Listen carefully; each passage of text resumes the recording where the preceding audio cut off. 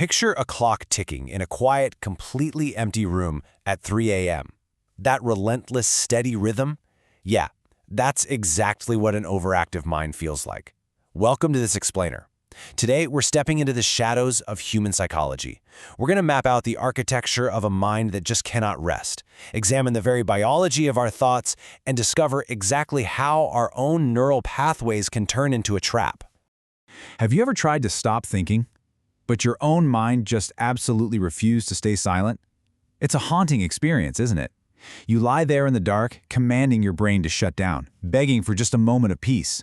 But instead of silence, the volume only gets louder. If you enjoy exploring the hidden secrets of the human mind, subscribe and join us for more psychology and brain science explainers. Together, we'll uncover the invisible forces that shape our everyday realities. Part 1. The Endless Mental Loop. When you're caught in this first stage of the mental maze, you're not just thinking a lot. You are trapped in this swirling vortex. Now, healthy daydreams are uplifting, but overthinkers, we experience these stressful, catastrophe-driven visions. You might find yourself entirely paralyzed by the simplest choices or avoiding hobbies you once absolutely loved. Why? Because your mind is too busy replaying old embarrassments, endlessly searching for some deeper meaning that, quite frankly, just doesn't exist. The clinical term for this shadow is rumination. The absolutely crucial thing to understand here is that this isn't just thinking hard. It's a very specific, exhausting, and repetitive pattern. It's like you keep running down the exact same mental corridors over and over, but you never actually arrive at a door, right? No solutions. It ruins your focus, it damages your ability to take action, and it deepens negative moods, literally keeping you stuck in a rut for days or even weeks.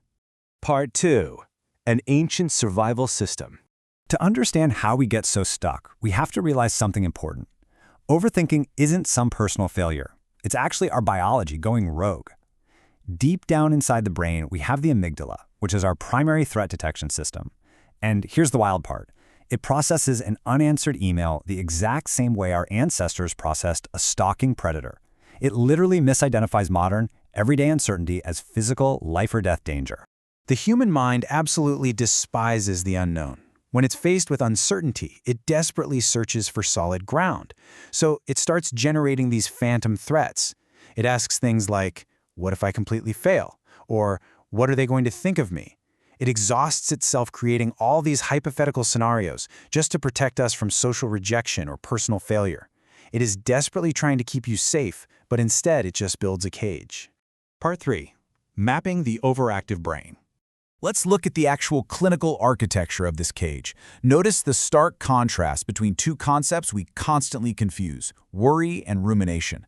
On the left, we have worry. That's future-focused. It's your mind racing ahead, anticipating catastrophes. On the right, rumination is past-focused, dwelling endlessly on previous failures. They're looking in completely opposite directions, but make no mistake, they are born from the exact same shadow. In the world of neuroscience, these two are actually united under a single transdiagnostic master key called repetitive negative thinking, or RNT for short. This is the overarching phenomenon. So whether you're agonizing over what you said yesterday or terrified of what might happen tomorrow, the underlying cognitive trap holding you there is exactly the same. And the proof for this is literally glowing right in front of us.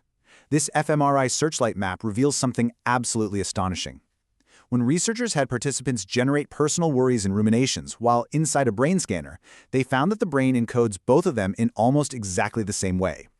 The exact same neural structures light up. Your brain doesn't differentiate between the dread of tomorrow and the regrets of yesterday. To your nervous system, the threat is happening right now. This brilliantly illustrates just how deep this mental maze goes. Using representative similarity analysis, scientists mapped out these shared pathways across specific networks. We're talking about regions like the medial prefrontal cortex in the default mode network, which handles our self-reflection, and the insula in the salience network, which detects threats. They're totally hijacked. Your brain is essentially locked on high alert, spinning in a tightly connected, endless loop of memory, emotion, and imaginary danger. Part 4. The Psychology of Rumination. So, how does this hyperactive neural network actually show up in our daily lives? Well, most often, it manifests as perfectionism. We like to think perfectionism is just about having high standards, but honestly, it's really a lingering fear. It's this deep belief that if you just analyze every tiny detail, you can somehow prevent making any mistakes at all. This excessive analysis creates severe decision paralysis, effectively turning your brain's incredible processing power against itself. We stay stuck in this loop for a few very distinct reasons. First, we're searching for grand resolutions and deeper meanings to our pain that mostly simply don't exist. Second, we're constantly triggered by our profound human need for social belonging, which leaves us obsessively analyzing how others perceive us. Throw in a modern world full of constant digital stimulation that actively blocks the brain from relaxing, and it's a recipe for disaster. But perhaps most powerfully, our bodies react. Research shows that as the emotional intensity of these thoughts goes up, our heart rate rises right along with it. This physiological arousal makes these imaginary, phantom threats feel incredibly physically real. Part 5. Escaping the Dark Maze. But the story absolutely doesn't have to end in the dark. Breaking free starts with a simple physical disruption to that rising heart rate. This is the 4-7-8 breathing technique. You breathe in deeply for 4 seconds, you hold that breath in the stillness for 7 seconds, and then you exhale very slowly for 8 seconds. This instantly grounds you. It literally cuts the power to that anxious autopilot running in your brain. Once your body is grounded, we can start applying some cognitive escape routes. You have to actively shift your focus from unproductive thinking, like agonizing over, "Why did this happen to me?" to productive problem solving. "How can I fix it?" Try scheduling a strict, limited time for self-reflection, so it doesn't bleed into your entire day. Constantly remind yourself that done is better than perfect. Practice true self-compassion. And when that avalanche of negative thoughts starts to rumble, try writing down 5 small successes. It forces your brain to see reality rather than just fear. Remember, taking action is what starves the rumination cycle of its power. Ultimately, this is your absolute most powerful weapon. Ask yourself this: is this thought helping me solve a problem, or is it only creating more stress? The goal was never to stop thinking entirely. That's impossible. The goal is to develop control over your thoughts, so they no longer control you. If you found this explainer interesting, please hit that like button, share it with others, and leave a comment down below sharing your own thoughts. Your support directly helps us uncover even more hidden secrets of the mind. The mind is a powerful, beautiful, and sometimes terrifying instrument. You have to learn to understand its pathways, take back the reins, and train your mind before it trains you. Because the only real question is, when the lights go out tonight, who will be in control?